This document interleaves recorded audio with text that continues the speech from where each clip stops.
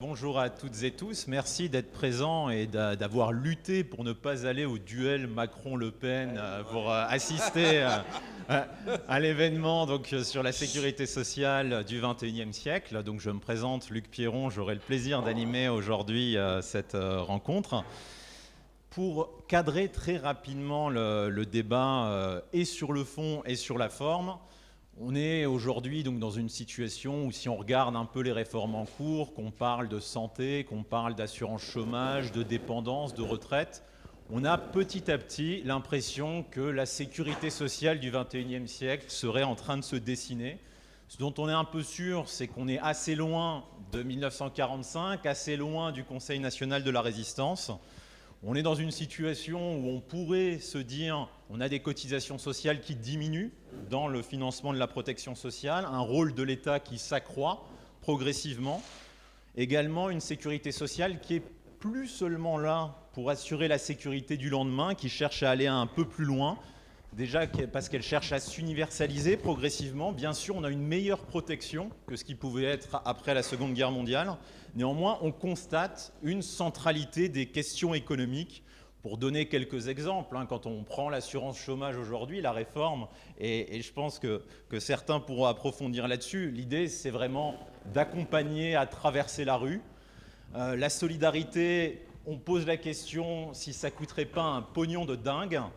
De la même manière, le financement, la question qui peut se poser, c'est on a eu un modèle de financement pendant un temps qui a été fondé sur une croissance extrêmement forte. Aujourd'hui, dans un temps avec une croissance faible, voire zéro, est-ce qu'on peut encore se permettre notre système de protection sociale ? Je ne pense pas que ce soit la bonne manière d'aborder ce sujet, néanmoins ça fait partie des débats. En tout cas, il y a une série de nouveaux défis qui pourraient être travaillés. Il y a bien sûr des défis sociaux. On parle de la petite enfance, étant donné que les inégalités commencent dès ce moment. Il y a la question aussi de la conciliation vie familiale, vie professionnelle, parce que par rapport à 1945, il y a eu un positionnement qui a complètement évolué et dans la répartition des rôles au sein des ménages et surtout lié au travail des femmes. Bien sûr, il y a les questions de vieillissement, les transitions démographiques, les transitions épidémiologiques qu'il peut y avoir là-dessus, la résurgence des maladies chroniques notamment. Et enfin, les innovations technologiques, comment nous allons pouvoir financer les nouveaux traitements et comment, en même temps, nous allons pouvoir accompagner la recherche médicale là-dessus.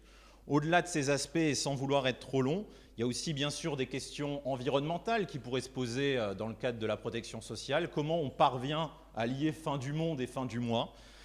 Du point de vue du numérique, la question des travailleurs des plateformes, on pense aux livreurs à vélo, Deliveroo, on pense aux chauffeurs VTC.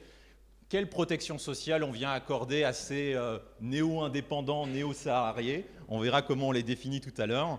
Et de la même manière, des questions qui sont à la fois européennes et mondiales, avec la grande question, est-ce que l'Europe sociale est finalement n'est qu'une chimère ? Est-ce que la solidarité au niveau européen et au niveau mondial ne peut être envisagée que d'un point de vue d'un signe moins, et est-ce qu'il est toujours bon d'aller s'inspirer d'autres pays du monde pour finalement faire évoluer le système de protection sociale français ? Pour évoquer ces questions, donc 4 intervenants qu'on remercie d'être présents.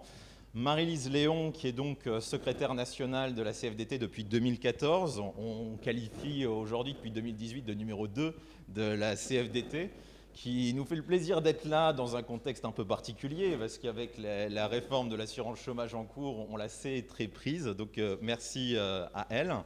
Léna Levinas, qui est professeure à l'Institut d'économie de l'Université fédérale de Rio de Janeiro, qui aura l'occasion notamment de revenir sur cette transition un peu étrange et en même temps qui tend à se généraliser dans certains pays du monde, ce passage vers des gouvernements populistes, entre d'un côté Lula, Dilma Rousseff, puis aujourd'hui Bolsonaro. Est-ce que le modèle social brésilien peut être source d'inspiration ? Est-ce qu'on constate finalement une financiarisation de la protection sociale au-delà de nos frontières ? Elle aura l'occasion d'y revenir.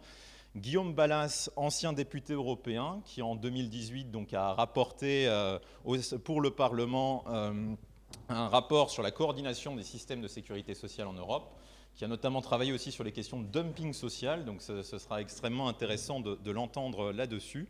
Et Arnaud Le Chevalier, qui est donc chercheur associé au LIS du CNAM, donc si on enlève ces sigles, le laboratoire interdisciplinaire de sociologie de l'économie.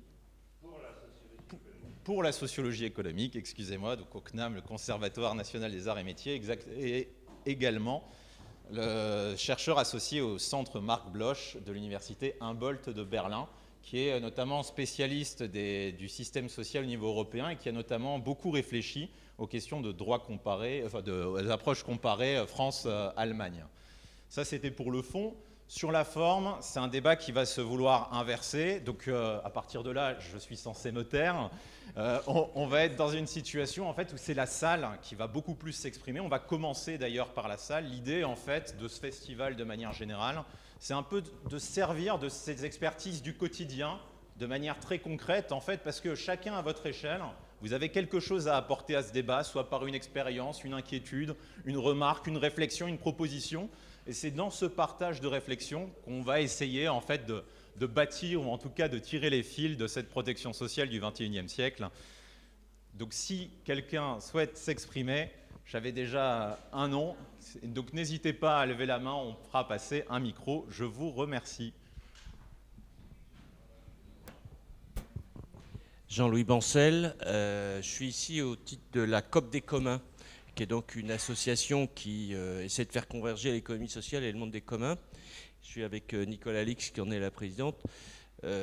On a ouvert un des champs de travail, c'est la question de la protection sociale des slashers, des commoners, etc. Donc c'est un sujet sur lequel j'aimerais bien voir entre guillemets ce que les uns et les autres ont apporté. Non, je voudrais juste repartir d'un exemple très concret et à voir comment les uns et les autres réagissent.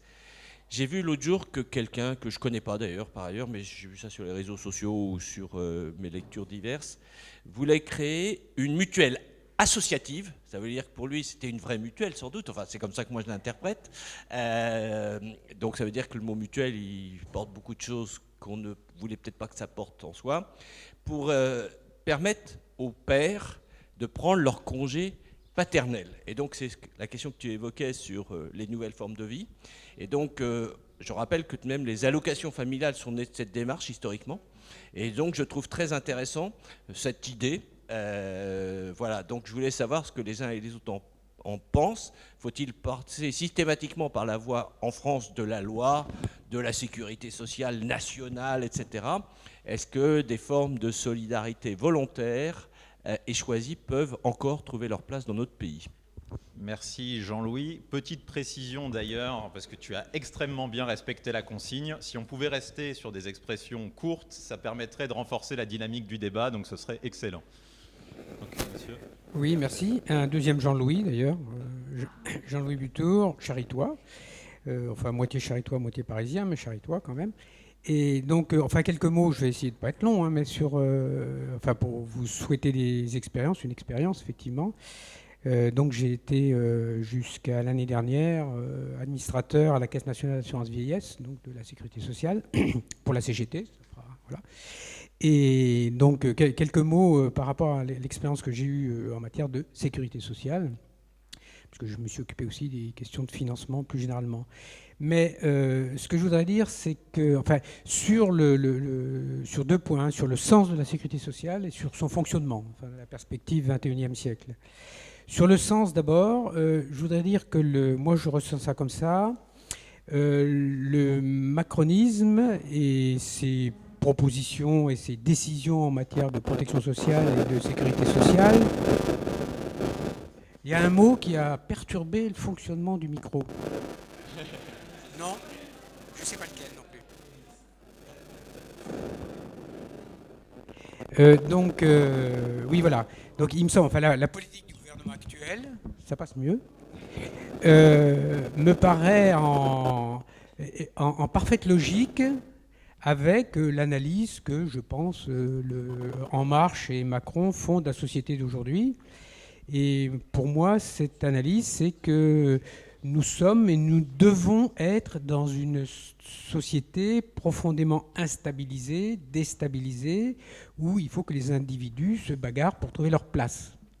Et d'une certaine façon, la sécurité sociale qu'ils sont en train de démonter et de construire autrement correspond profondément à ça.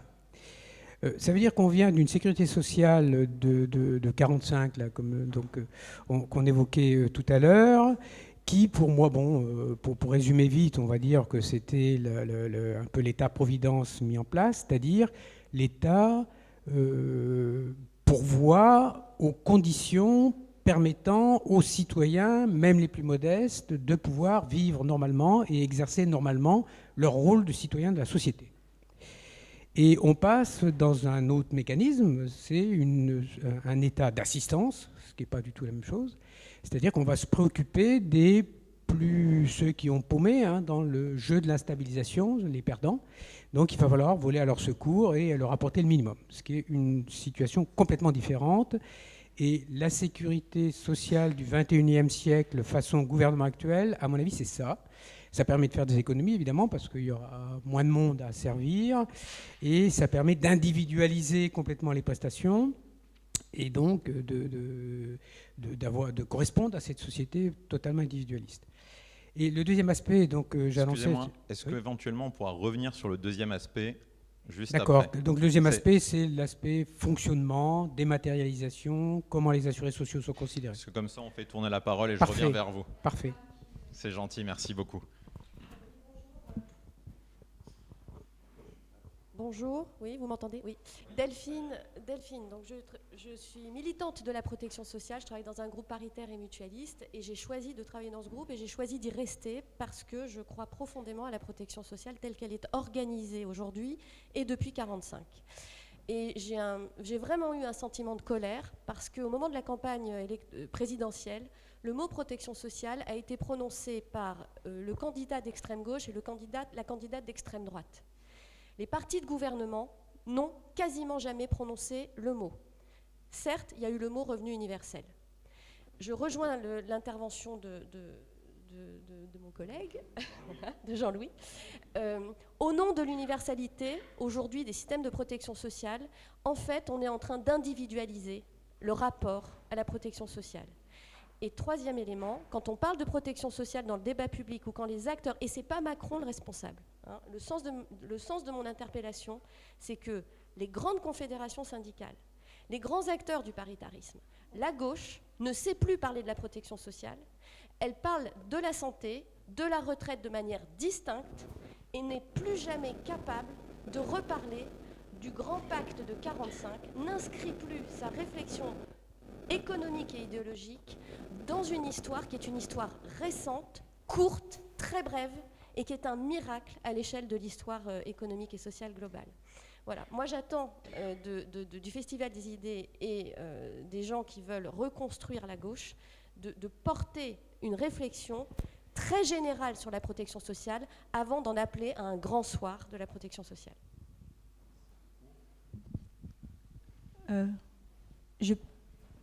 Nicolas Lix, et on passera. Bonjour, j'y vais. Voilà, alors c'est pas concerté, mais c'est sûrement dans la prolongation de ce que Delphine vient de dire. Je voudrais seulement témoigner du travail qu'on a fait, nous, à la COP des communs, parce que on s'est rendu compte que en remettant des gens très différents les uns des autres autour d'une table pour parler de ça, de la protection sociale, en fait, personne ne sait ce que c'est que le système de protection sociale et que, en gros, les gens pensent que c'est un ensemble de programmes sociaux et qu'il suffit de les additionner pour que y ait des trucs qui fonctionnent. Donc, ça nous a pris quand même énormément de temps,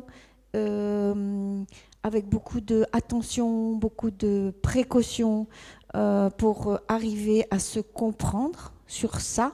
Qu'est-ce que c'est qu'un système de protection sociale? Et la deuxième chose que je voudrais mettre dans le débat, c'est le fait que ce qui nous avait motivés, c'est notamment qu'il n'y a pas de vision de protection sociale associée aux nouvelles formes de travail, celles que on voit fleurir dans le monde de l'économie collaborative, du numérique, et les personnes concernées elles-mêmes ne se sentent pas en envie d'adhérer à ce qui peut-être nous réunit ici autour de qu'est-ce que c'est que le système de protection sociale. Donc, alors on a des textes qu'on a produits et qui donc sont publics et sont sur le site. Mais ce dont je voudrais peut-être témoigner en relais de ce que peut-être disait Delphine, c'est comment est-ce que l'on fait pour partager cette vision collective, cette compréhension collective. Quand on entend le sénateur là, qui a écouté tous les gens concernés sur le travail des plateformes expliquer comment il a été malheureux parce qu'il y a plein de gens qui lui disaient non, mais nous, ça va, entre entrepreneurs, on ne paye pas beaucoup de charges, c'est bien. Que les gens, en général, ne font pas la différence entre c'est quoi une cotisation sociale, c'est quoi l'impôt, etc. Qu'est-ce qu'on peut bien faire? C'est pas fastoche. Merci beaucoup. Dernière intervention avant de passer la parole une première fois à nos intervenants. Bonjour, Manuela Pic, je suis française mais j'habite en Équateur et je suis moitié brésilienne. On a eu la gauche pendant beaucoup de décennies, ça n'a pas amélioré la situation de la sécurité sociale. Et je voudrais demander comment est financée la sécurité sociale. Parce qu'il y a toujours de l'argent pour augmenter la criminalisation policière et judiciaire contre les mouvements écologistes, sociaux, que ce soit dans les pays européens ou sud-américains. Mais quand il s'agit de la sécurité sociale, on nous dit qu'il n'y a pas d'argent et c'est toujours la première à être coupée. Donc j'aimerais bien savoir d'où vient l'argent, combien ça coûte proportionnellement et pourquoi c'est toujours là où il n'y a pas d'argent pour l'État. Merci. Donc, une première série de questions. On a parlé de mutuelles associatives, on a parlé d'état d'assistance, d'individualisation. Comment on construit une vision de la protection sociale? Est-ce que quelqu'un veut commencer parmi vous? Allez. Je me lance. Moi, ce que je voulais dire d'abord, premier point, c'est je suis partisan, moi. J'adhère à un mouvement qui s'appelle Génération, donc ce que je dis vient de là. Je le dis parce qu'autrement, c'est pas honnête. Mais j'ai été aussi député européen, et sur ces questions-là particulièrement. Et donc, je voudrais dire trois choses. D'abord, il y a une situation. La situation, c'est que je crois qu'on n'imagine pas à quel point aujourd'hui la concurrence entre les systèmes sociaux, au niveau international mais au niveau européen, joue et font pression. C'est très important. Comme nous n'arrivons pas en fait à avoir des droits harmonisés au niveau européen, et que d'ailleurs personne ne le souhaite en réalité à cette étape, parce que tout le monde en a peur, notamment de perdre par rapport à ce que sont les gains de son modèle, on en arrive à une situation de dumping social extrêmement importante, ou alors de protectionnisme social. Moi, ce qui me frappe beaucoup aujourd'hui, c'est qu'en Europe, dans les pays du Nord notamment, là où la social-démocratie au sens institutionnalisé est encore très forte, eh bien monte, j'allais dire, une certaine forme de xénophobie, y compris contre les travailleurs européens et la mobilité intra-européenne, en disant non, non, non, parce que là, maintenant ça suffit. En gros, la protection sociale des Danois aux Danois. Hein, c'est ça qui monte beaucoup et qui instaure aujourd'hui un climat qui est un climat très compliqué pour allier, j'allais dire, la mobilité, donc l'acceptation de la mobilité internationale et en même temps la protection sociale. Et ça, j'en arrive au deuxième point, c'est que ça pèse sur la nôtre. Ça pèse sur la nôtre parce que du coup, un certain nombre de dirigeants et de pouvoirs économiques et de lobbies économiques disent « vous voyez bien qu'il faut s'adapter pour être moins cher, parce que si la protection sociale d'un point de vue global n'est pas moins chère, nous allons perdre en compétitivité ». Et c'est une vieille histoire, puisqu'on se souvient que dans les années 80, les Reaganomics aux États-Unis avaient déterminé comment on pouvait abaisser l'État-providence. Ils disaient « il ne faut pas y aller à la hache, il faut d'abord dire que c'est d'abord réservé aux plus pauvres ». Et en disant que c'est réservé aux plus pauvres, vous allez détacher les classes moyennes supérieures qui vont considérer au bout d'un moment que c'est un scandale de payer des impôts et qu'eux ne bénéficient pas, même symboliquement, d'un retour de cela. Et donc, au bout d'un moment, ils voteront pour les partis qui diront qu'il faut baisser les standards sociaux de façon massive et surtout les impôts. Et je pense que c'est profondément, derrière l'aspect budgétaire de ce qui est aujourd'hui projeté en France, je pense que c'est la logique qu'il y a derrière. C'est pour ça que, par ailleurs, moi, j'ai toujours été contre, je sais que c'est un vrai débat, la mise sous condition sociale d'un certain nombre de prestations universelles. Je pense que c'est une vraie erreur, parce que je pense que ça casse profondément le pacte social. Bien. Alors maintenant, comment on peut se projeter? Qu'est-ce qu'on peut faire? Qu'est-ce qu'on peut dire? Il y a quand même un mot qui n'a pas été prononcé, moi, qui m'apparaît très important. Si on pense aujourd'hui qu'il faut rompre avec le productivisme, c'est-à-dire que si nous pensons qu'il faut asseoir le devenir de l'humanité sur le fait que nous produisions moins de manière relative ou absolue, le fait, et je comprends bien la référence à 45, mais d'asseoir la protection sociale, d'abord, j'allais dire, sur la question du travail, pose quand même une question essentielle. Mais comme nous sommes quand même dans une société salariée à plus de 90%, et c'est quand même la réalité, il faut regarder comment on peut faire. Évidemment, je n'ai aucune formule magique, autrement, je veux dire, on ne serait pas là à faire un festival des idées. Mais la question, à mon avis, c'est de trouver un nouveau compromis. Et ce nouveau compromis, à mon avis, il est situé entre deux choses. La première chose, c'est que oui, il faut garantir et continuer à garantir, réexpliquer ce qu'est la protection sociale assise sur le travail, notamment les notions de salaire indirect ou de salaire différé, de mutualisation. Ça, c'est très important parce qu'autrement, en effet, on tombe dans cotisation ABC, etc. Mais il y a une deuxième partie, et moi je veux quand même le dire, sur un certain nombre d'emplois. Moi, comme tout le monde ici, j'ai rencontré les travailleurs de Deliveroo, ils ne veulent pas devenir salariés. C'est-à-dire, vous pouvez leur expliquer, vous pouvez leur dire, vous pouvez, etc., leur dire que ça serait mieux pour eux. Ils ne veulent pas devenir salariés. Et donc, la question d'une part universelle de la protection sociale se pose, je crois, d'une manière assez évidente aujourd'hui. Il faut en trouver les formes. Et il faut en trouver les formes. Ce n'est pas forcément lié d'ailleurs à l'étatisation du système ou à sa fiscalisation. Il y a aussi d'autres formes aujourd'hui qu'on peut créer par la voie mutuelle ou d'autres. Mais enfin, il y a des choses, des perspectives à construire de ce point de vue. Mais il ne faut surtout pas nier ce problème, parce que si nous nions ce problème, alors je crois que nous ne répondrons pas à un certain nombre de nouveaux travailleurs qui ne seront pas nos alliés quand nous voudrons défendre justement la protection sociale assise aussi sur le travail. Merci beaucoup. Alors, moi je pense qu'il faut bien faire le bon diagnostic sur pour savoir comment actualiser le pacte de 45, il faut faire un diagnostic sur les transformations sociales qui sont pertinentes au regard de la protection sociale. Et il me semble qu'il y en a 4 ou 5 qui sont fondamentales à cet égard. La première, c'est sur l'instabilité croissante des carrières salariales, notamment les transitions chômage-emploi, parce que c'est ça qui a le plus bougé. Et puis les nouvelles zones grises de l'emploi, c'est-à-dire effectivement l'économie de plateforme et toutes les nouvelles formes de travail ou d'emploi déguisé. La deuxième transformation, c'est qu'on a rompu assez largement avec le rythme de vie ternaire qui était propre et la linéarité des parcours de vie qui était propre à la société justement construite dans les 30 glorieuses sur la base du pacte de 45, et qu'on n'a donc plus cette séquence scolarité, emploi stable, puis retraite. Et donc ça pose le problème de toutes les transitions au cours du cycle de vie entre des phases différentes de congés, de formation, d'emploi, etc., etc. Troisième évolution fondamentale, et peut-être qui est à long terme la plus importante, je ne dis pas ça parce que j'étais intervenant à la table ronde sur le genre hier, mais c'est un point absolument central pour la configuration à venir des systèmes de protection sociale, et d'ailleurs il y a des adaptations déjà engagées naturellement, c'est l'augmentation des taux d'emploi des femmes. Et l'augmentation des taux d'emploi des femmes, ça suppose là aussi, j'y reviendrai éventuellement un peu plus tard, mais une adaptation qui ne se limite pas à la conciliation vie familiale, vie professionnelle, même si c'est naturellement un point central. Quatrième transformation, c'est celle des structures démographiques, et je préfère dire transformation des structures démographiques plutôt que vieillissement des populations, parce que ça permet de relativiser, de rappeler que les âges sont aussi des âges sociaux et qu'il n'y a pas comme ça un caractère inéluctable et dramatique de ces évolutions.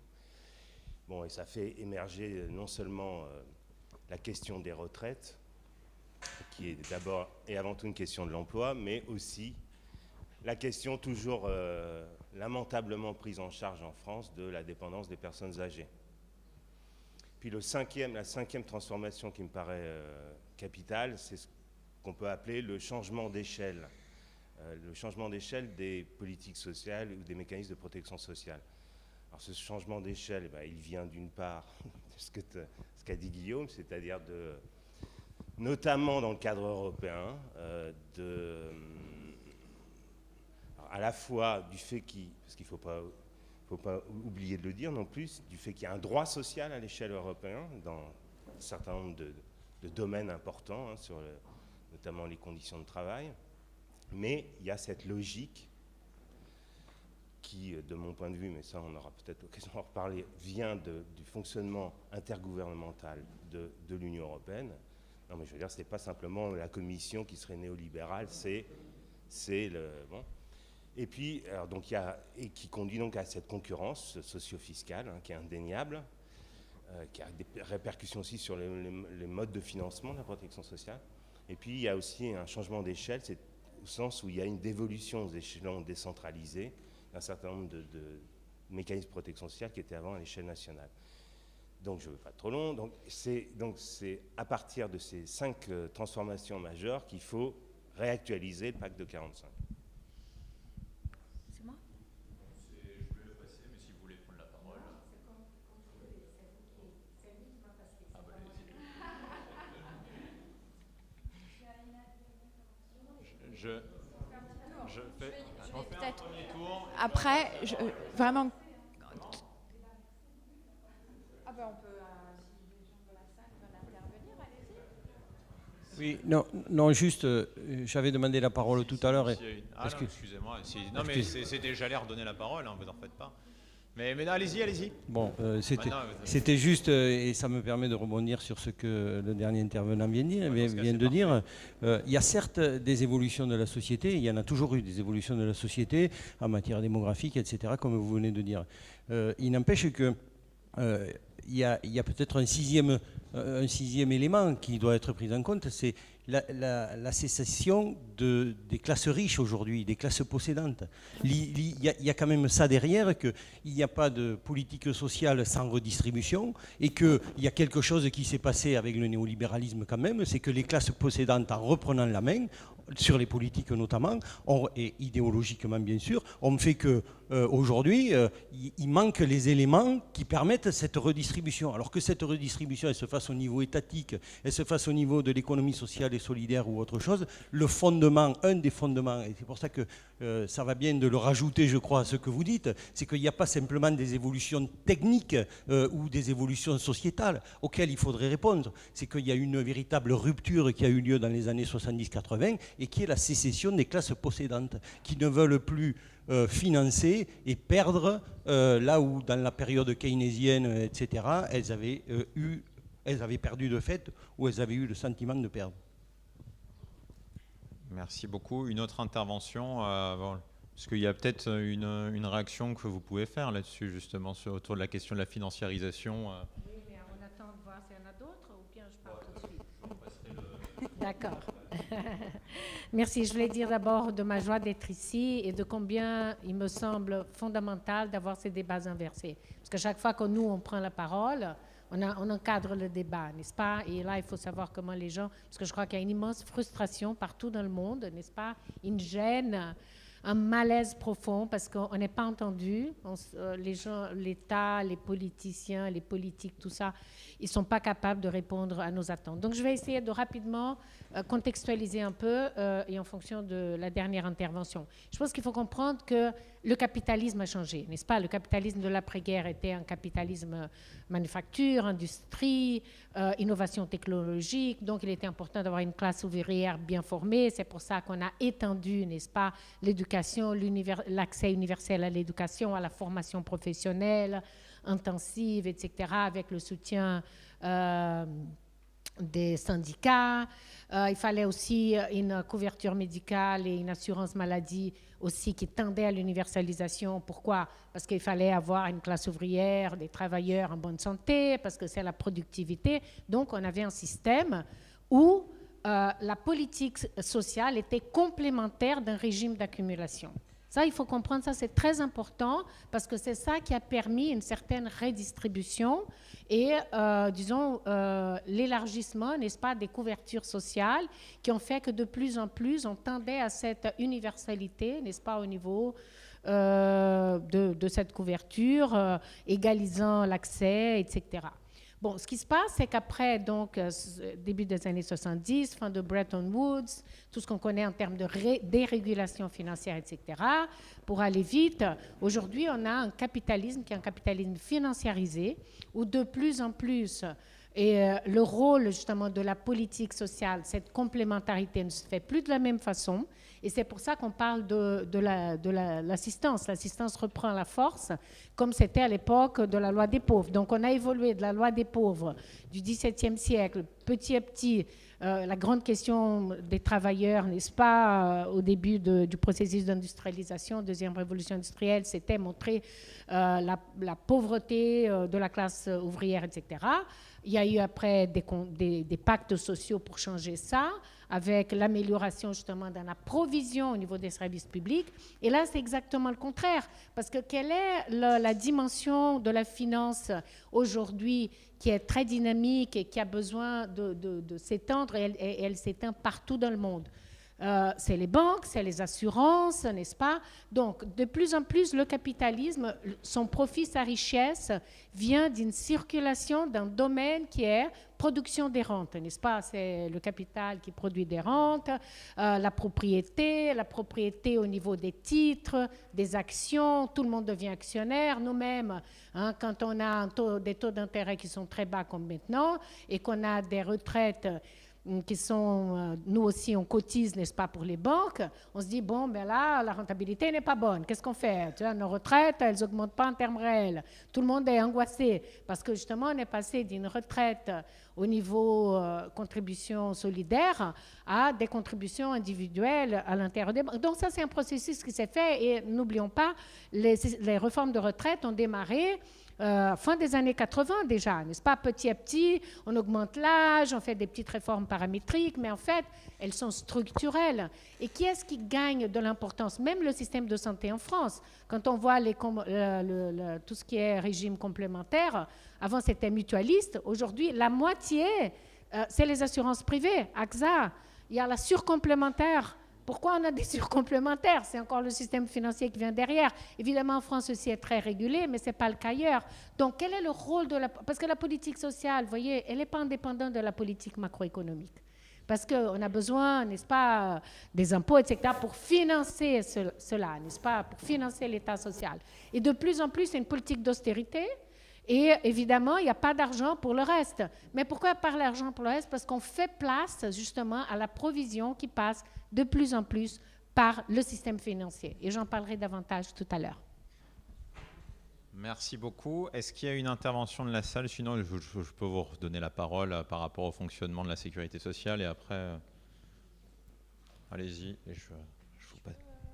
Merci. Je vais arrêtez-moi hein, parce que je risque d'être un petit peu bavard.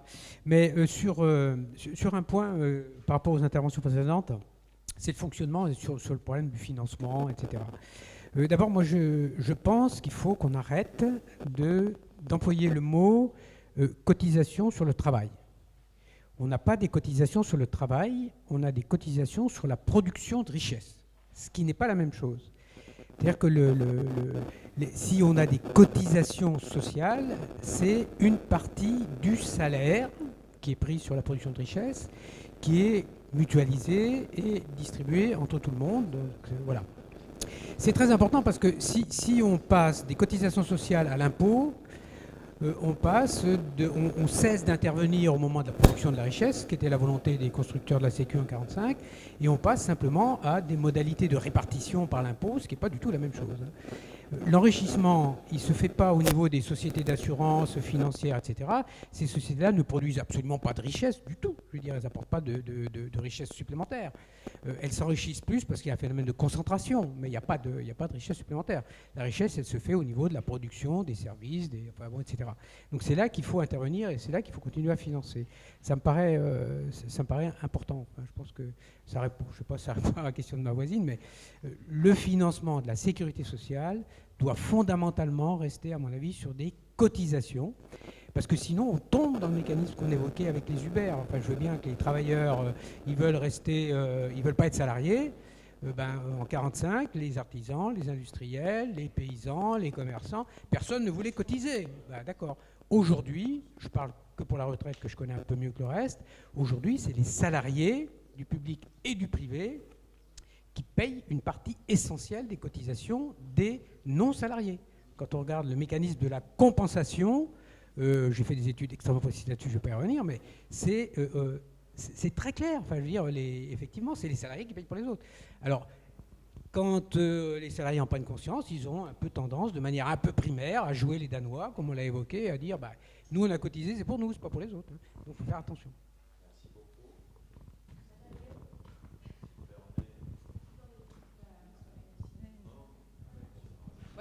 Je vais dire quelques mots très très rapidement, mais une contribution, parce que je n'ai pas d'éléments de réponse ou ni de commentaires particuliers. Moi, je pense effectivement que les éléments de protection sociale sont des questions hautement... sont des éléments qui sont pilotés par des visions et des décisions très politiques sur la vision, sur la façon dont on imagine le commun et la façon dont on travaille et dont on vit ensemble. Je connais peu... alors, un témoignage de syndicaliste, c'est que je rencontre beaucoup de salariés qui ne comprennent rien à leur fiche de paye. Et qui viennent nous voir en disant « mais qu'est-ce que c'est que toutes ces charges ?» Donc on est... et c'est un travail du quotidien que d'expliquer. Alors l'idée n'est pas c'est de débattre justement sur le bien fondé de ces cotisations et qu'elles servent à traiter ou à financer un certain nombre de régimes. Et aujourd'hui, je pense qu'on a un ensemble d'évolutions qui ont été évoquées. Je fais juste une petite... une problématique qu'on voit beaucoup apparaître dans le milieu du travail.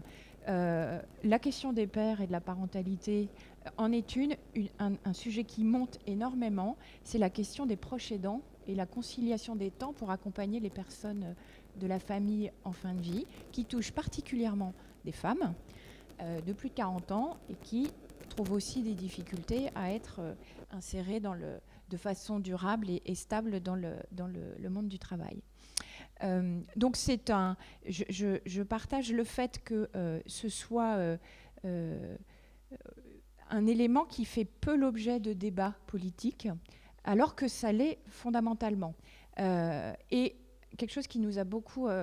pour la CFDT, on a eu beaucoup de débats au moment du grand débat, des débats internes plus ou moins ouverts, c'était selon les territoires, et les questions de protection sociale sont beaucoup revenues. C'est-à-dire que ce sont véritablement des sujets qui touchent personnellement les personnes, ce qui est tout à fait ce qui est important, mais qui est un non-sujet pour l'instant au niveau national. Moi, l'analyse que j'en fais, et c'est pas pour... je pense que l'intérêt du débat, c'est pas d'analyser c'est de comprendre ce qui se fait aujourd'hui, mais c'est de voir qu'est-ce qu'on veut construire demain. On a un débat, je pense que le débat politique, il se pose sur la question de l'universalisme. Qu'est-ce que c'est un véritable universalisme? Et le deuxième, moi, qui me préoccupe, c'est qu'on va vers une individualisation alors que on est dans un système profondément collectif. Et une des éléments, une des ficelles qu'on a commencé à tirer, le sillon qu'on a commencé à creuser, c'est avec des parcours extrêmement de plus en plus hachés. On est quand même dans une société du travail qui est principalement salarié. Il y a la question des indépendants, des slasheurs, mais qui quand même...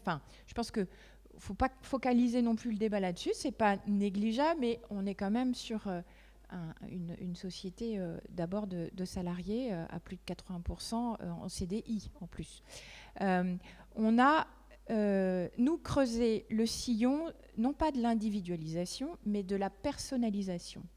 Et donc, de se dire comment on rattache des droits individuels attachés aux personnes et plus à leur statut, ce qui permet que lorsqu'il y a des parcours, les droits suivent les individus. C'était l'une des... ce qu'on a appelé l'extension des droits. Quand on quitte une entreprise, on ne perd pas forcément l'intégralité des droits sociaux qui sont liés à l'entreprise. Mais comment, surtout, on fait en sorte d'apporter une régulation collective. Parce que si les droits sont, pour le coup, complètement individuels, il n'y a plus la question de la régulation. Et la régulation, c'est la question de la solidarité. Et on est, je pense, dans une phase où on est beaucoup plus sur les questions d'individualisation que de personnalisation. Donc c'est aussi à défendre cette question de la solidarité qui se pose aujourd'hui. Merci beaucoup. Il y avait 2 questions dans la salle, une première, une deuxième, peut-être d'autres. Allez-y, c'est... Oui, je commence. Oui, ça fait... ça fonctionne. N'hésitez pas à vous présenter en amont. Oui, je m'appelle Marketa, je viens de Brest. Je travaille pour une association qui, au niveau très local, au niveau métropolitain, vise à améliorer l'accès de tous à l'alimentation durable. Et je trouve ça très très intéressant. Enfin, je suis ravie d'être là et pouvoir avoir cette discussion-là parce que ça sont évidemment des thématiques majeures. Et j'ai fait directement le lien avec ce qui vient d'être dit sur cette problématique de solidarité.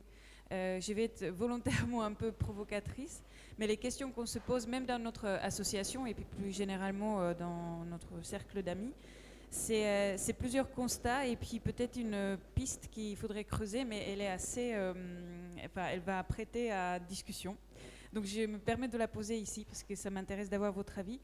C'est évidemment le constat de cette attitude individualiste face à une cotisation qui serait au bénéfice d'un collectif. C'est cette notion de difficulté de créer des solidarités que vous avez mentionnée ou que plusieurs personnes ont mentionné. Au même temps, moi, ce qui me paraît intéressant, mais peut-être parce que je travaille sur cette notion d'accès à l'alimentation durable, qui est un besoin fondamental de l'homme, un droit de l'homme parmi les plus basiques. Où est-ce qu'on en est sur la satisfaction de ces besoins fondamentaux? Est-ce que cette notion-là s'inscrit de manière forte dans le débat autour de la sécurité sociale? Et puis, on vient de le constater, difficulté du système national à fonctionner correctement, ça semble assez grippé. Il y a plusieurs questions qui se posent. Donc, le sujet que je voudrais évoquer, c'est la dimension territoriale. En fait, est-ce qu'au niveau d'un territoire, je ne connais pas cette dimension, hein, je ne sais pas quel est l'échelon qui serait formidable, qui résoudrait tout. Il y a cette notion de bassin de vie, bassin de consommation, bon, il y a plein de choses qui se passent. Je me demande, est-ce que cette notion de territoire, donc cette notion de décentralisation et de création d'un bien commun qui serait réellement vécu par les gens comme un bien commun, donc une cotisation au niveau pas d'un groupe de personnes, mais enfin d'un territoire plus restreint que celui qui serait national, est-ce que c'est pas en partie peut-être une piste à creuser? Parce que ça rendrait justement aussi plus intelligible les cotisations et à quoi ça sert. Pourquoi je paye en fait? Je pourrais voir plus directement le résultat de ces droits sur le terrain. Mais c'est polémique, je le sais. Non, ça rejoint d'ailleurs l'une des interrogations de Jean-Louis à qui je vais passer la parole tout de suite, oui, sur l'idée de volontariat quasiment. C'est ce que j'appelle la solidarité voulue. Il y a besoin de niveaux de solidarité collective, etc. Je voudrais ramener aussi à des visibilités, des proximités. Donc, je voudrais réillustrer là aussi l'enjeu des dispositifs qui sont très, très importantes à des échelons très locaux, qui se suivent de l'entreprise, qui est les mises à disposition de RTT pour des salariés qui accompagnent leur enfant malade ou je ne sais quoi.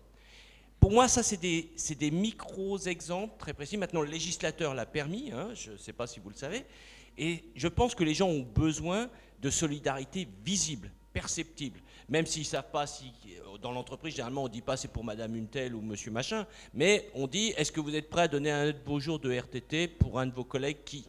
Et ça, c'est ce que j'appelle les solidarités voulues. C'est tout de même, il faut se battre pour des mécanismes très nationaux, etc. Mais le reproche, c'est que c'est, entre guillemets, c'est jamais pour moi. Enfin bon, donc ça, c'est le premier exemple. Deuxième exemple très concret que je voudrais donner, parce que ici, c'est aussi pour ça que je suis venu au Festival des Cités, c'est le droit au droit, enfin accéder à ces droits. Et je voudrais mettre sur le tapis ce qu'a dit le dernier rapport du médiateur de la République sur à la fois l'utilité, la nécessité de la digitalisation des services publics, mais aujourd'hui l'inaccessibilité des caisses d'allocation familiale parce que pour des raisons de rationalité économique, on ferme les guichets, etc. Quand on est allés les uns les autres voir ce que c'est que la queue pour voilà, mais maintenant on renvoie tout ça à des gens en disant branche-toi sur Internet, ils n'ont pas d'ordinateur, ils ne savent pas servir d'ordinateur, etc. Et donc je voudrais aussi remettre sur le tapis un sujet très important, c'est quoi la dimension contemporaine aujourd'hui du travail social?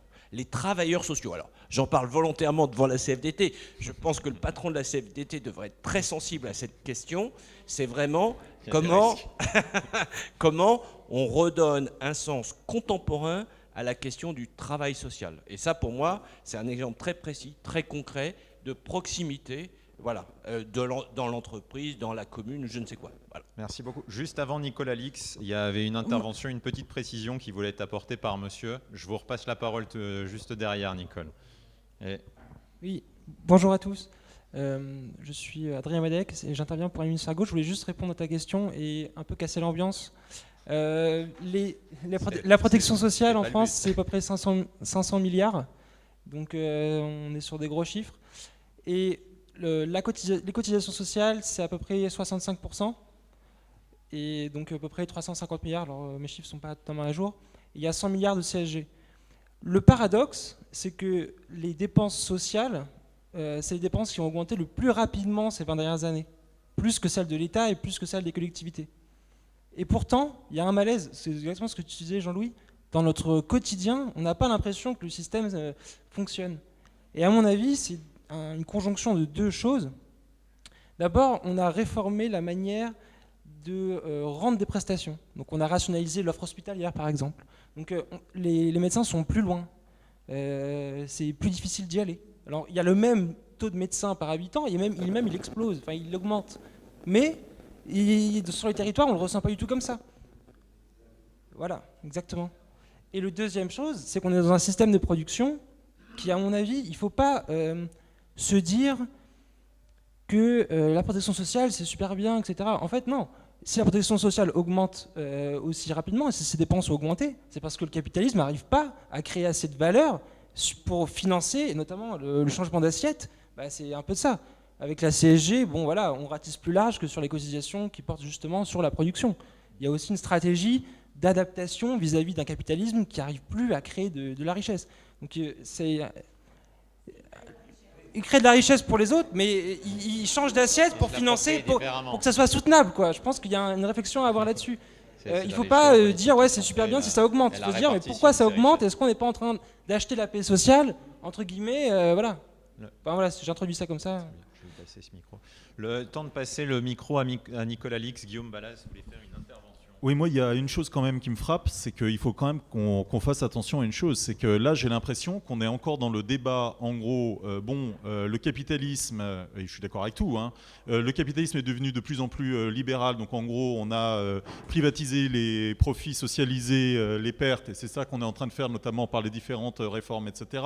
Comment on adapte au nouveau mode de vie? Mais je le redis, la question essentielle, c'est que si on dit qu'on est écologiste, ça a une implication directe sur toute la manière dont nous avons pensé la protection sociale assise sur la production.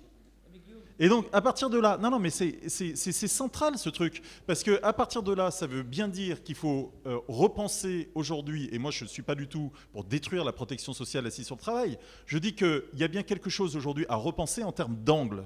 Et donc ça pose quand même peut-être l'idée de trois choses. Un, est-ce que il n'y a pas l'idée que dans une société, admettons, où nous sommes à croissance nulle, ce qui devrait peut-être être un objectif et non pas un problème, est-ce que nous ne devons pas penser dans ce cas-là ce que doit être en effet le revenu universel? C'est-à-dire l'idée qu'à partir de ce moment, il y a bien un droit qui est un droit universel pour chacun. Un deuxième étage qui est qu'à partir du moment qu'on travaille, quelle que soit la modalité du travail, qu'il soit salarié ou non salarié, eh bien, on a droit à une protection universelle. Et un troisième étage qu'il faut absolument conserver, qui est la protection assise sur le travail tel qu'elle a été construite en autonomie par rapport au capital, c'est-à-dire la question du salaire différé. Moi, je me demande s'il ne faut pas, aujourd'hui, essayer de prendre en compte cette question de la rupture avec le productivisme, parce qu'autrement, je pense qu'on va aller à l'inverse d'une évolution sociétale qui paraît inéluctable. Merci Guillaume. Donc Nicolas Lix, et après je fais faire tourner la parole. Alors moi je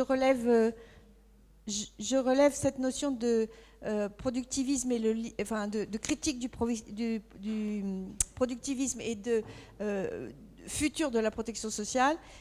Il faut le penser. On peut aussi penser que par exemple, si on veut des systèmes agricoles plus équitables, on sort aussi, on recrée du travail. Mais c'est pas ça que je voulais dire. Je voulais rebondir sur ce que Marisa a dit. Hein? Marketa a dit. Alors, j'ai entendu que vous étiez de Brest, c'est ça? Ok, moi aussi.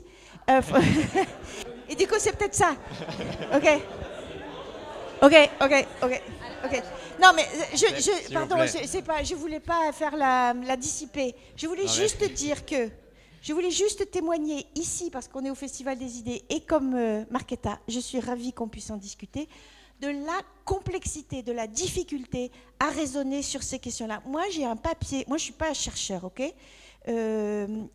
Je suis fine mutualiste, j'ai fait toute ma carrière dans l'économie sociale et solidaire, notamment dans les associations et à la banque. Donc il y a deux, trois trucs que je sais. Et il me paraît que la recréation de solidarité volontaire dans les territoires, à partir de cette question des droits fondamentaux, est quelque chose de fondamental. J'ai un papier en cours depuis 2 ans, auquel ont contribué un certain nombre de gens. C'est extrêmement complexe, parce que les chercheurs, ils sont tous dans leur ligne, ils ont une opinion sur les mutuelles, ils ont une opinion sur la protection sociale. Les syndicalistes, ils rentrent soit par le fait qu'ils viennent de la fonction publique, et donc il y a la question de la retraite des fonctionnaires et le statut des fonctionnaires. Tu tires sur un fil et c'est extrêmement compliqué.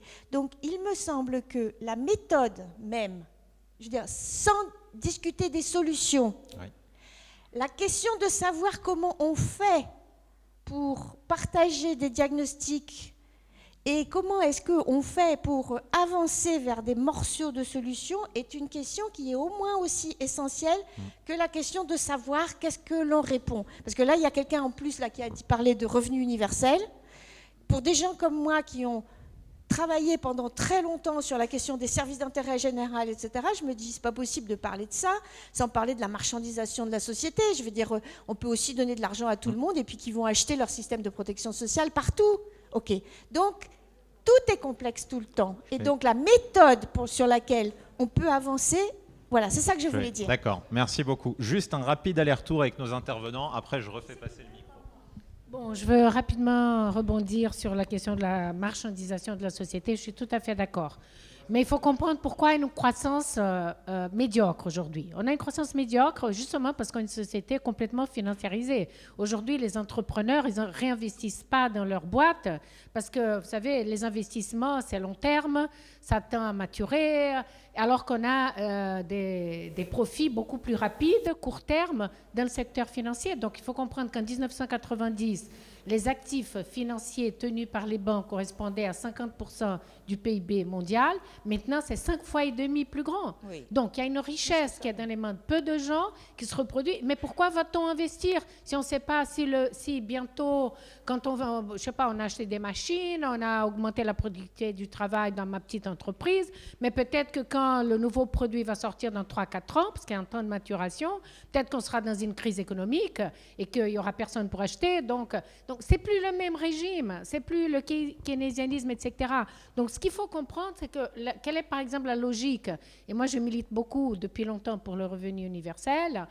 Et moi qui étais favorable, aujourd'hui, ça m'angoisse parce que dans une société financiarisée, de quoi a-t-on besoin? Qu'est-ce qu'a fait le BIT avec la Banque mondiale, le FMI en 2011-2012, après la crise de 2008?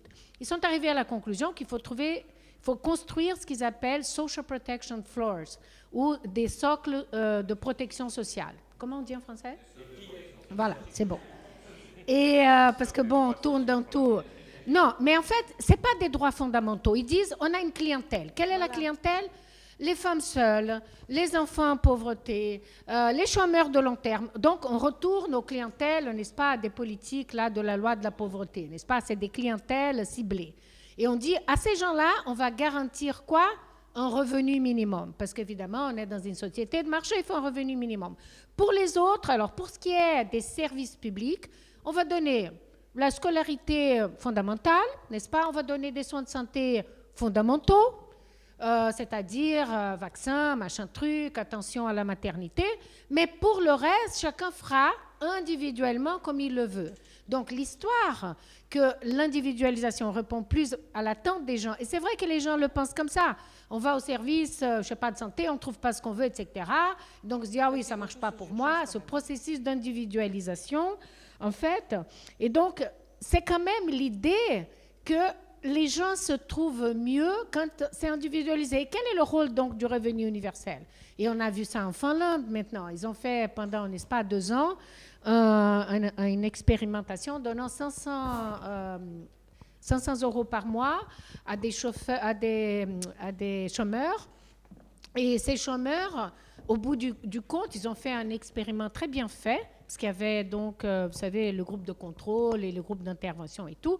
Et ils ont vu que, bon, les gens vivaient mieux, mais ils ne sont pas... Parce que c'est une politique d'activation. La logique du revenu minimum, c'est que les gens vont trouver un moyen de s'auto-employer, de faire quelque chose. Donc, tout le monde vivait mieux, ils mangeaient mieux, mais ils ont arrêté la politique parce qu'ils ne sont pas devenus plus actifs. C'était la même chose partout. Qui est-ce qui est derrière le revenu citoyen au Kenya? C'est les entreprises de TI, n'est-ce pas, américaines. Tout le monde, Facebook, Zuckerberg, il est d'accord pour le revenu minimum. Tous les libéraux, les banques, Standard & Poor's, ils veulent donner quoi? Ils veulent donner un revenu de base à tout le monde. Pourquoi? Parce que comme ça, c'est un collatéral. C'est une garantie pour aller au secteur financier, pour aller aux banques. Voilà, vous avez une chose de base. Et après, moi, j'écris sur la collatéralisation de la politique sociale. C'est pour ça. Et c'est choquant, parce que c'est l'inverse de la démarchandisation. C'est-à-dire, on est en train de remarchandiser, n'est-ce pas, les services sociaux, la protection sociale, tout. Et avec cette notion que c'est mieux comme ça, on va garantir quelques services de base qui ne coûtent pas cher, parce qu'il y a cette notion que tout coûte cher. Mais regardez, juste pour terminer, ce qui se passe avec votre ancien viager, le viager en France. Maintenant, on a l'hypothèque renversée. Vous avez peut-être entendu parler, non? En Angleterre, en Espagne, partout, maintenant on dit, ah, les personnes âgées vivent plus longtemps. Et les pensions, n'est-ce pas, les retraites, elles n'ont pas été indexées sur les salaires, où la productivité le faisait monter, mais sur l'inflation passée. Il n'y a plus d'inflation, n'est-ce pas? On sait que l'inflation est très basse. Il y a un appauvrissement des personnes âgées qui dépensent davantage avec le CARE. Il faut payer un immigrant, n'est-ce pas, pour s'occuper de soi, pour aller faire ses courses. Ce n'est pas qu'on soit en capacité, tu vois, mais c'est qu'on a moins d'autonomie. Donc, les personnes âgées dépensent davantage pour survivre, n'est-ce pas? Parce que leur pension n'est pas suffisante, parce qu'il y a des frais de santé de plus. Mais ce n'est pas seulement la santé, c'est un mode de vie qui est de plus en plus marchandisé. Partout, en Angleterre, partout, on a adopté cette idée de hypothèque renversée. C'est quoi? Les gens disent, voilà, j'ai un bien, j'ai un immeuble, rapidement. Non, mais c'est important de savoir. Parce que ça va arriver ici. C'est en train de se passer ici. C'est déjà arrivé. Bon, c'est tragique. Voilà. Et donc, la personne, elle a un immeuble qui vaut, disons, je ne sais pas, 200 000 €. Et la banque vous achète votre immeuble à l'avance. Et évidemment, le prix de l'immeuble est fonction de la survie que vous avez. Vous avez 60 ans. En Espagne, on vous enlève 45% du prix de votre bien. Et donc, votre bien qui valait 200 000, il ne vend plus 200 000, il faut 100 000. Et la banque va donc vous financer en revenus pendant que vous êtes vivant. Et de plus en plus, c'est comme ça. Et donc, non seulement les gens, ils sont dans la pauvreté, n'est-ce pas, croissante, mais en plus, ils ont exproprié d'un bien qu'ils ont. Et donc, s'ils ont une survie qui va au-delà de ce qu'on avait pensé, ben, ils n'ont plus rien. Donc, en Angleterre, on a calculé qu'avec 2%, en augmentant 2% d'impôts de tout le monde, on pourrait financer le CARE, justement, des personnes âgées. Donc, il faut repenser toute la fiscalité. Il faut repenser la logique des impôts. Il faut garantir l'universalisation. Mais le revenu universel n'est pas une solution. Et moi, j'y ai toujours cru. Non, mais il faut renverser la logique de la financiarisation. Et donc, je pense que le centre de notre action, de notre stratégie, c'est démarchandiser et garantir l'universalité d'accès. C'est sur ça qu'il faut vraiment se battre. Sinon, il n'y a pas d'égalité possible. Merci beaucoup. Les deux prises de parole qui avaient demandé, et après, je passerai la parole à Monsieur le Chevalier. Allez-y. Je peux intervenir? Oui. On m'entend? Oui. Alors, moi, je voulais revenir sur l'orchestration du gap qu'on a entre les citoyens et, en fait, la question de la cotisation sociale ou des impôts en règle générale. Moi, je suis à Biohabitat, je suis adjointe au maire à Nanterre, déléguée à la santé. Et on voit de plus en plus de personnes qui s'éloignent de l'accès aux soins, qui ne comprennent plus en fait pourquoi les coûts augmentent. Nous, on a des centres de santé municipaux avec donc des médecins qui sont salariés avec des consultations en... je perds mes mots, mais... en secteur 1, pardon, voilà. On est face, comme partout en France, hein, face au manque de médecins. Quand on en a, ils s'installent en secteur 2. Et pourtant, on a plus de médecins qu'on avait avant. On n'a pas moins de médecins, hein, sauf qu'ils sont mal répartis en France et encore moins accessibles pour ceux qui en ont le plus besoin et qui n'en ont pas les moyens. Et on a cette défiance, justement, par rapport à la sécurité sociale, au déremboursement des médicaments.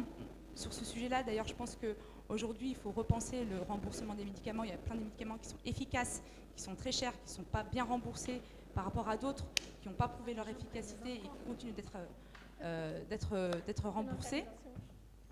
Et par rapport aussi à la tarification qu'on a mis à l'hôpital public, la tarification à l'acte qui a fait beaucoup de mal dans le soin et dans la santé des soignants et qui ont mené au burn-out. Et aujourd'hui, on se retrouve avec des situations où des soignants qui sont complètement déboussolés et en ce moment, on le voit bien avec les urgences. Donc moi, je pense qu'aujourd'hui, au-delà de réformer notre protection sociale, c'est aussi mieux expliquer aussi à nos citoyens comment ça marche, comment cette cotisation sociale, elle est pour tout le monde. Parce qu'aujourd'hui, il y a une défiance et les gens, au fur et à mesure, vont aller prendre des mutuelles qui vont payer pour pouvoir se protéger individuellement et on va vers l'individualisme. La deuxième chose dont je voulais parler, c'était juste... Donc, je vous ai bien entendu... Au début, la protection sociale, elle était universelle pour tout le monde, elle était basée par la productivité parce qu'il y avait de la croissance et tout ça. Aujourd'hui, on n'est plus dans ce cas-là où il y a moins de personnes qui cotisent. J'ai envie de dire qu'il y a peut-être moins de personnes qui ont d'emploi, mais les gens continuent à travailler. On a parlé tout à l'heure des aidants familiaux qui prennent sur leur temps de travail, prennent des mi-temps pour pouvoir s'occuper de ses parents. Aujourd'hui, on s'occupe de ses enfants, de ses petits-enfants et de ses parents avec l'âge avancé et c'est pas reconnu. Et aujourd'hui, je pense que la nouvelle protection sociale, c'est aussi pouvoir donner un revenu. Alors, on a parlé du revenu universel, j'entends bien que c'est pas la solution magique, mais tendre un peu aussi pour prendre en compte le travail qui est fait aujourd'hui, qui n'est pas fait par d'autres, par des gens qui eux-mêmes se mettent dans des situations de précarité. Voilà. La question, c'est le montant du revenu universel. Oui. Euros, ça va pas. Voilà, donc voilà, moi je m'appelle donc Florence Meschini-Olanier, je suis professeure de SES et puis par diverses activités, je suis souvent en contact de gens qui ont des grosses difficultés financières, sociales, etc. Et ce que je remarque, évidemment, c'est comme vous le disiez, c'est beaucoup trop compliqué pour des gens souvent qui sont peu instruits, peu à l'aise aussi. Il y a une peur importante. Moi, je vois beaucoup de jeunes femmes seules avec des enfants qui n'osent pas demander l'allocation de soutien familial parce qu'elles ont peur qu'on leur enlève leur enfant. Et ça, c'est des choses qui sont très fortes. Et puis, on est là aussi pour essayer de refonder la gauche, hein, si j'ai bien compris. Voilà. Voilà. Non, mais du coup, il faut vraiment, par rapport à ce sujet, qu'on s'intéresse à ce qui se passe sur les sites d'extrême droite, comme Français de souche, par exemple. Parce qu'on est vraiment sur un truc brûlant. Moi, je vois les femmes, surtout que je vois qui donc ne savent pas, n'arrivent pas en fait à percevoir les aides auxquelles elles auraient droit. Par contre, elles ont très facilement accès à des choses sur Facebook où elles m'expliquent, vous voyez, moi ça va pas, moi je suis de Picardie. Parce que moi je suis picarde, je suis blanche, alors que si j'étais migrante, alors là j'aurais 4 000 € par mois, tout irait bien, etc. Et ça, c'est des idées fausses qui circulent, mais qui circulent énormément. Donc il faut qu'on arrive à contrer tout ça, parce que du coup, ça alimente à la fois le racisme, l'extrême droite, et puis ces gens-là restent en même temps dans leur misère, quoi, donc ça ne va pas. Donc voilà.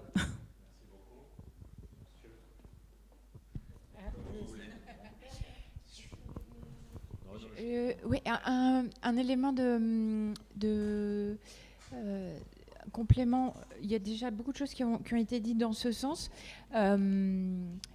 Je pense que on parle beaucoup de droits et ça a été un peu évoqué. Il y a la question de l'accès aux droits et de l'effectivité des droits, qui, je pense, est au moins aussi importante que ce que sont les droits. Alors, il y a aujourd'hui des inégalités dans les droits entre travailleurs notamment, et il faut y remédier. Mais il y a la question de cette effectivité qui me semble fondamentale. Et en tant que citoyen, je vous invite à vous intéresser de très près à ce qui est en cours, puisque le gouvernement vient de lancer une concertation sur le revenu universel d'activité qui doit faire l'objet de conférences territoriales. Donc, pour les débats, il n'y a pas qu'à la Charité-sur-Loire qu'a priori ça doit pouvoir se faire, mais pour gagner cette bagarre des idées, il faut aussi participer lorsque les occasions s'offrent. Et en ce qui nous concerne, alors nous, organisations syndicales, on a des concertations au niveau national, et ce que l'on défend et que je mets au débat, c'est que ce revenu universel d'activité, il va profondément interroger ce qu'est l'activité et le travail. Du coup, à quoi il correspond. Alors, ça nous est présenté comme une refonte des minima sociaux, en tout cas de certains minima sociaux, ce qui va poser la question extrêmement politique du pourquoi des minima ont été posés, à quoi ils correspondent.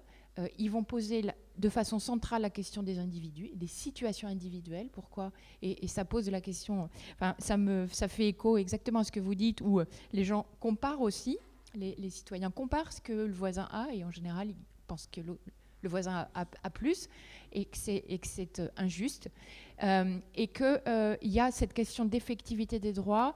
Je pense qu'on ne peut pas penser ce revenu universel d'activité sans un service public de l'accompagnement, c'est-à-dire comment les gens ont l'information, comment ils ont accès à ces droits, et ce qui veut dire qu'on parle des travailleurs sociaux, mais je pense que l'accompagnement maintenant, il ne peut plus saucissonner. Il doit être, alors nous c'est ce qu'on appelle accompagnement global, c'est comment je suis accompagnée sans avoir à faire 36 guichets, Pôle emploi, la mission locale, une structure d'insertion, un travailleur social, et de voir comment on peut faire travailler l'ensemble de ces personnes au service véritablement des citoyens pour un accompagnement opérationnel, parce que je pense que des complexités en découragent beaucoup, et pour travailler aussi sur les questions de lutte contre la pauvreté, on ne peut pas considérer que les droits sont un solde de tout compte. S'ils ne sont pas utilisés, et je pense que ça peut être une vision de la société actuelle qu'il faut combattre, parce que ça voudra dire qu'il y a les gagnants et les perdants, et que ceux qui ont des droits mais qui ne les utilisent pas, c'est un peu ceux qui... Alors, je suis aussi sur l'assurance chômage, donc c'est un peu considéré que c'est ceux qui ne veulent pas vraiment s'en sortir, et c'est un risque d'aller dans cette direction. Merci. Je passe la parole à Arnaud Le Chevalier. Est-ce que d'autres personnes voudraient intervenir? Je reviendrai à vous après. Alors, étant enseignant-chercheur, j'ai quelques craintes à défendre un point de vue devant Madame Alix. Je vais essayer d'avoir un point de vue balancé, disons. Alors, on peut dire qu'il y a 3 types de réponses qui ont été apportées aux grands enjeux mentionnés tout à l'heure. D'abord, il y a la réponse néolibérale classique et brutale, donc qui consiste à réduire les niveaux de protection sociale et aller effectivement vers une protection sociale réservée aux plus défavorisés, avec tous les enjeux qui sont liés, notamment, en effet, cette problématique pas assez soulignée du non-recours. C'est quand même assez spectaculaire sur certains minima sociaux. Puis c'est la logique de la financiarisation. Un deuxième type de réponse, disons néolibérale modernisée, ou social-libérale, ça a été les problématiques autour de la flexi-sécurité, donc accepter flexibilisation plus grande sur le marché du travail en échange de nouveaux droits. Alors en fait, on pourrait y voir des versions de droite et des versions de gauche, mais enfin, globalement, ce qui a été mis en œuvre était plutôt plus de flexibilité, et on cherche un peu les garanties. Troisième type de réponse, notamment défendue à l'échelle européenne par la Commission, mais avec une origine anglo-saxonne et scandinave, C'est ce qu'on a appelé la stratégie d'investissement social. Donc de rompre avec dans cette idée-là, avec un État social qui serait passif parce qu'il verserait des indemnisations, ce qui est quand même Et voilà, exactement. Et c'est toutes les problématiques, non seulement de l'activation, mais alors on peut trouver très très bien d'investir dans la petite enfance, d'investir dans la formation continue. Enfin, il y a quand même là-dedans des idées intéressantes, mais ça a surtout servi à dire à réduire la taille de l'État social passif en quelque sorte. Alors, qu'est-ce qu'on peut imaginer d'autre par rapport à ça? Alors, il y a deux matrices traditionnelles des systèmes de protection sociale. Il y a la matrice qui est celle du modèle d'assurance du revenu salarial, donc la matrice d'assurance sociale, quoi, pour faire simple. Et puis, là, il y a la matrice du modèle de transferts sociaux par l'impôt. Alors moi, je pense qu'il faut essayer de conjuguer les principes des deux modèles et pas jouer l'un contre l'autre. Alors, par exemple, il faut continuer à défendre la cotisation sociale parce qu'elle a pour avantage d'être légitime politiquement, d'avoir une contrepartie et d'assurer un certain niveau de vie. Donc, de ce point de vue-là, ce sont des principes à défendre. Mais d'un autre côté, évidemment, et Guillaume a raison de le rappeler, notamment dans une perspective de changement écologique, on ne peut pas en rester à des cotisations uniquement assises sur le travail. Donc, il faut faire des réformes de financement qui conduisent à faire contribuer la rente, le patrimoine, etc. Donc, les nouvelles sources de richesse aujourd'hui. Mais cette nouvelle conjugaison des principes des deux modèles, eh bien, on peut en trouver d'autres exemples. Par exemple, le projet de sécurité sociale professionnelle, qui, moi, me paraît important de ce point de vue-là, donc d'attacher les droits et, pour être plus concret, par exemple, l'idée qui vient d'être mis en cause précisément, de droit rechargeable à l'assurance chômage, était vraiment une idée formidable de ce point de vue-là. Mais on pourrait trouver en fait d'autres mécanismes de valorisation d'activités sociales qui ne sont pas, par exemple les activités de care, qui ne sont pas aujourd'hui valorisées comme il faudrait. Et puis il y a dernier élément, c'est sur l'accompagnement des transitions professionnelles et des parcours de vie. Donc, mais en fait, ça épouse aussi l'idée de sécurité sociale professionnelle. Juste alors, une dernière petite chose, c'est sur l'individualisation. Alors, je ne sais pas ce que vous entendez par individualisation. L'individualisation, c'est émancipateur pour les femmes. Hein. C'est-à-dire, c'est de sortir de la logique des droits dérivés. En ce sens-là, donc moi, quand j'entends individualisation, je sais pas, je comprends pas. C'est la seule bonne chose du capitalisme, c'est d'individualiser tout et par conséquent les femmes. C'est la seule bonne chose du capitalisme. Merci beaucoup, monsieur au fond, juste derrière vous avant. Et derrière. Donc il y a 3 personnes, 4 même. Et après, Guillaume Ballas voulait apporter une petite précision sur le revenu universel. Donc, oui. Parfait. C'est sur ce point que je voulais aussi rebondir. Je viens d'arriver, donc j'ai peut-être loupé des éléments que vous avez dit. Mais je suis là ici pour parler de l'initiative citoyenne qui s'appelle Monnaie démocratique et la question de la protection sociale et de l'individualisation par rapport au rationnellement de toutes ces choses-là. C'est une source d'abondance et de stabilité. Donc j'ai une question relativement simple, c'est est-ce que vous avez des documents ou de l'information à nous apporter, à éclairer par rapport à l'ensemble de ces choses qui nous coûtent, par rapport à un individu, par rapport à un revenu universel qui serait cohérent face à ce qui se passe actuellement. Donc je vous donne, c'est pour préciser un tout petit peu, aujourd'hui il y a des modèles qui montrent qu'un individu devrait être la source de au moins 1 000 € de création monétaire directe.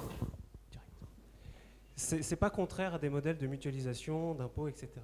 Mais quand on rapporte les dépenses au cours de la vie d'un individu, quand il est petit ou plutôt en fin de vie, qui concentre le budget des sécurités sociales, c'est presque pas dérisoire, mais c'est plus que supportable et ça apporte l'autonomie. Ma question c'était est-ce qu'il y a aujourd'hui des documents grand public, un peu comme on l'a eu pour l'impôt, qui résume comment utiliser notre impôt, et s'il y a des actions actuellement parmi nous qui font ça. Nous, on est curieux et on aimerait aller dans ce sens-là avec vous là-dessus. Et par la suite, pour préciser, si vous voulez, le monnaie démocratique, le droit d'unité, toutes ces choses-là, on est là pour ça, dans un sens comme dans l'autre. C'est pas partisan. Donc voilà, je vous remercie. Merci. Vu que vous évoquez le revenu universel, je vais directement passer la parole à Guillaume Balas. Ou bon, comme vous voulez. Bon, bah, dans ce cas, si même les intervenants... Bonjour. Bonjour, Cécile Duflot, je suis directrice générale d'Oxfam. Et en fait, je voudrais élargir un petit peu votre débat, parce que ce que je trouve toujours problématique dans ces débats, que ce soit sur la fiscalité ou sur la protection sociale, c'est qu'en fait, la protection sociale, c'est une méthode technique, c'est des choix techniques pour faire face à un enjeu plus large, qui est celui de savoir quel modèle de civilisation, plus largement d'ailleurs que de société, on veut. Est-ce qu'on croit à la redistribution? Est-ce qu'on estime que c'est légitime? Et est-ce qu'on croit que chacun doit agir selon ses propres moyens, que la compétition entre les individus est porteuse de progrès? Enfin, c'est cette question-là. Et je pense quand même que pour introduire un élément positif, je crois qu'on est en 2019 et que le discours à l'échelle mondiale a quand même évolué. Que les inégalités, que ce soit entre le Nord et le Sud, mais au sein des populations, n'ont plus du tout la même acceptation, tolérance, j'allais dire, qu'elles pouvaient avoir. Et que même les grandes institutions mondiales défenseurs d'un ordre très classique ou du libéralisme, du capitalisme anglo-saxon s'interrogent beaucoup. La Banque mondiale a publié un rapport il y a 15 jours pour dire que pour lutter contre la pauvreté, il était plus efficace de lutter contre les inégalités que de favoriser la croissance. Donc je pense quand même qu'il faut se dire qu'on est dans un moment où les choses changent et qu'il ne faut pas avoir peur de mener l'offensive très haut sur les principes, sur le danger des inégalités et sur la nécessité des services publics. Que le débat sur la répartition des richesses, le plafonnement des revenus les plus élevés, la taxation des plus riches, c'est un débat en fait qui était beaucoup plus difficile à mener il y a 10 ans qu'aujourd'hui.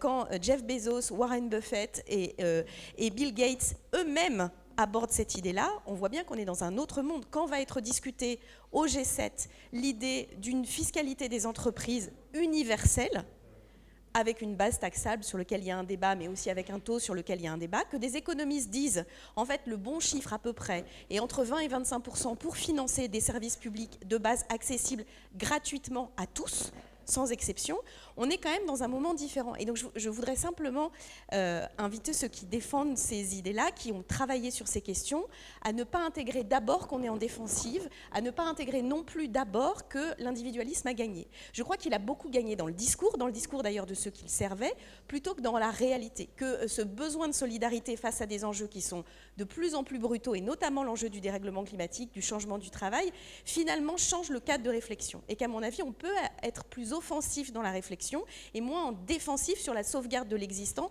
mais plutôt en réinventant cette protection sociale. Et c'est juste à la fois un témoignage mais une interrogation sur comment, dans un univers où on pense cette question des inégalités, on met la protection sociale comme un des éléments de lutte contre les inégalités, pas seulement comme un outil détaché du reste.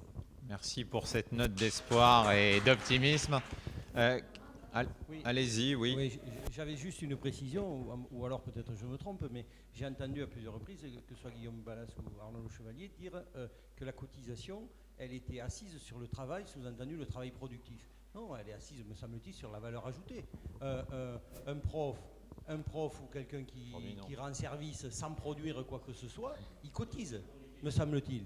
Donc, alors ça non mais, c'est une précision quand même, me semble-t-il, qui doit être faite à la base. C'est difficilement défendable ce que vous dites, monsieur. Mais attendez, vous allez me répondre, je me trompe peut-être. Je me trompe peut-être. Et après, il y avait la question, alors c'est un peu la question de l'individualisme ou pas individualisme, mais sur les solidarités volontaires. Moi, il me semble qu'il y en a plein de solidarités volontaires. Et elles sont... Non, mais il n'y a même pas besoin de les instituer ou de les institutionnaliser. Parce que sinon, on réétatise ou on réinstitutionnalise des choses qui sont totalement naturelles et qui se font à la base dans les quartiers, à n'importe quel niveau. Donc, il ne faut pas faire croire qu'elles n'existent pas ou qu'il faudrait même les institutionnaliser, me semble-t-il. Merci, monsieur. Il y avait monsieur devant là, qui voulait intervenir également. Sur les questions de sécurité sociale, il y a la question des ressources, mais on parle un peu moins de la question des coûts et de la maîtrise des coûts. Moi, je suis frappé par la place que représente par exemple le simple transport des malades dans les charges de l'assurance maladie, c'est énorme, on s'en rend pas compte. Il y a la question des dépassements d'honoraires, il y a la question des coûts des mutuelles, etc. J'ai l'impression que c'est un peu un angle mort dans le débat. D'accord, merci. Non, moi je voulais juste dire, parce que sur le débat universel, je pense qu'il ne faut pas que ça soit un débat ou pas comme ça, justement. Parce que le problème, c'est qu'on en a fait un fétiche politique qui, après, omnibule en fait la définition qu'on en donne. Et donc le problème, c'est que je voudrais moi aborder les choses dans l'autre sens. On est dans un moment de transition. On est dans un moment de transition où il faut passer d'une société assise sur l'idée que plus on produit, mieux c'est, à une société où il va falloir dire qu'on produit autant ou moins de manière relative ou absolue. Il va falloir que nous en rompions avec le capitalisme néolibéral en termes justement de financiarisation de l'économie, d'augmentation des inégalités. Et il va falloir que nous arrivions à construire une protection sociale qui conjugue l'impératif d'autonomie et l'impératif de solidarité. À partir de là, premier point, c'est que évidemment, on est dans une société à 90% salariés, et dans le monde, le salariat augmente, aujourd'hui. Et donc, à partir de ce moment-là, il faut défendre absolument le salaire différé, donc la cotisation. Ça, c'est l'élément numéro 1, je crois, qui est extrêmement important. Et de ce point de vue-là, monsieur, non, moi je pense que la cotisation n'est pas assise sur la valeur ajoutée, justement, puisque vous prenez l'enseignement, la question de la définition même de la valeur ajoutée en termes économiques de l'enseignement, je veux dire, est extrêmement compliquée. Je suis prof, je vois bien que ça n'est pas fait comme cela, mais bien assis sur l'idée qu'il y a une part du salaire, justement, qui est une part du salaire différé. Et donc, ça, c'est un élément qui est un élément essentiel.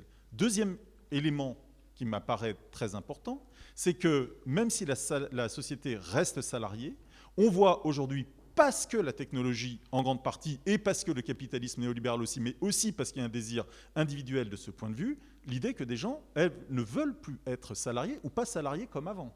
Et à partir de ce moment-là, il faut aussi que nous trouvions un moyen de les protéger. Donc ça posait la question de l'universalisation d'une partie de la protection sociale. La question qui est posée, c'est quoi la ressource financière et comment, si jamais on étatise, on ne les menace pas à terme si jamais une majorité décidait de rompre avec cela.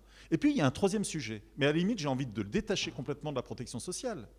Est-ce que nous pensons, ou pas, qu'il serait normal que dans n'importe quelle société civilisée, puisqu'on parlait de civilisation tout à l'heure, il y ait une part essentielle économique de ressources qui soit attribuée à chaque personne indifféremment de son activité et de ses revenus. Et moi, j'ai bien lu l'étude de ce qui s'est passé notamment en Finlande. C'est parce que justement, c'est une interprétation productiviste de l'étude à donner ils ne sont pas actifs, donc ou plus actifs, donc à partir de ce moment-là, il faut enlever le revenu universel. On pourrait tout à fait penser l'inverse, que c'est un droit qui est un droit irréfragable. Et notamment dans une vision qui est aussi une vision de transformation écologiste de la société. Donc je pense qu'il y a 3 niveaux là, et que ces niveaux-là ne s'opposent pas. Ça pose un problème essentiel, et alors là je suis tout à fait d'accord avec vous, c'est la question fiscale. Là, essentiellement, il faut la remettre totalement à plat. On arrive à la fin de notre table ronde. Justement, j'allais demander s'il y avait... Non, pas une dernière, faut tourner, mais je veux juste faire 2 observations. Le grand défi du revenu minimum, c'est le montant, d'accord ? Parce que si on donne 200 € aux gens, à tout le monde, c'est très bien, mais ça ne résout pas le problème. Et de toute façon, il va falloir le sortir de quelque part, hein, parce que le budget, il est clos. Qu'est-ce qui se passe avec les budgets ? Ils n'accroîtent pas parce que, qu'est-ce qui se passe ? On a une politique d'austérité depuis des années. Donc, la première chose, c'est en finir avec la politique d'austérité qu'on a. Comment va-t-on relancer l'économie sur des nouvelles bases ? Des nouvelles bases où ce n'est pas une question de décroissance, mais un nouveau type de croissance. D'accord ? Qui est peut-être plus lente, mais qui a là une base plus étendue, plus élargie. Donc, ça, c'est vraiment un grand débat de société. Et je pense que même à gauche, on n'est pas capable de le présenter comme il faut. Parce qu'il nous manque encore, il y a des gaps partout, on n'arrive pas vraiment à formuler ça correctement. On est pris dans des débats qui sont immédiats, etc. Donc, il va falloir formuler quelque chose sur le moyen terme. Et je crois que c'est ça qui est important. Ceci dit, je ne pense pas que le salariat augmente partout, ce n'est pas vrai. Mais quel est le salariat si jamais il augmente? C'est le précariat quand même. Parce que les gens, ils travaillent quelques heures, ils ne travaillent pas suffisamment, etc. Donc, qu'est-ce qui va être le revenu universel? Ça va être un complément, n'est-ce pas? Et dans la mesure où on donne un complément, il va falloir supprimer d'autres, parce qu'on ne peut pas tout donner. Donc, il faut envisager d'abord, et je crois que la question la plus immédiate, c'est comment en finir avec l'austérité, parce que c'est l'austérité qui nous a mis dans cette situation de compétition au sein du budget, n'est-ce pas? De couverture en baisse, de remboursement moindre pour les médicaments. Et c'est là où les gens se disent qu'il faut trouver une solution. Alors, pour la Banque mondiale, je vais vous dire, il ne faut pas avoir des illusions sur la Banque mondiale quand même. Parce que la Banque mondiale, depuis les années 90, elle parle de pauvreté. Elle ne parle pas d'universalisation, parce que l'universalisation, c'est pour le bas, c'est pour le basique. Mais dites-moi, les gens, ils se prennent quand même comme classe moyenne. Il y a les classes moyennes au pluriel, c'est une grande diversité, parce que les gens ont des aspirations. Et donc, en finir avec la pauvreté, ça veut dire quoi? Avec des seuils de pauvreté extrêmement bas, comme ceux que propose la Banque mondiale. Donc, regardez ce qui se passe dans le monde. La Banque mondiale a introduit les minima sociaux partout dans le monde. Donc aujourd'hui, il y a 7,5 milliards de personnes sur cette planète. Il y a 2,5 milliards dans les pays en développement uniquement qui reçoivent un transfert monétaire. Et ça, c'est considéré comme une protection sociale de base. Non, ça, c'est un mécanisme d'inclusion financière. Et la Banque mondiale est derrière un des grands objectifs du G20 et des banques centrales en Europe et dans le G20, c'est inclure les gens dans les banques. Tout le monde a un compte, tout le monde reçoit son transfert monétaire sur un compte individuel, sur lequel maintenant il y a des nouvelles prestations qui se mettent en place. Donc, il faut comprendre ce qui se passe. Être contre la pauvreté, c'est exactement le discours néolibéral. Plus personne n'est pauvre. À des seuils très bas, le reste, chacun se démerde. Donc, il ne faut pas croire que la Banque mondiale ou le FMI ou le G20 ou maintenant Lagarde à la Banque centrale européenne, ils ont un discours moderne. Parce qu'ils ont un discours moderne, mais ce n'est pas un discours d'intégration et d'équalisation des opportunités. C'est facile de finir avec la pauvreté et la misère. Hein? C'est très simple. Il suffit de donner, 200, 250 € par mois à tout le monde. Mais ce n'est pas ça la question. On veut uniformiser et on veut vivre une autre vie. Et pour ça, ce n'est pas avec la Banque mondiale. Merci. Merci beaucoup. Je pense qu'on peut s'applaudir collectivement parce qu'on arrive à la fin.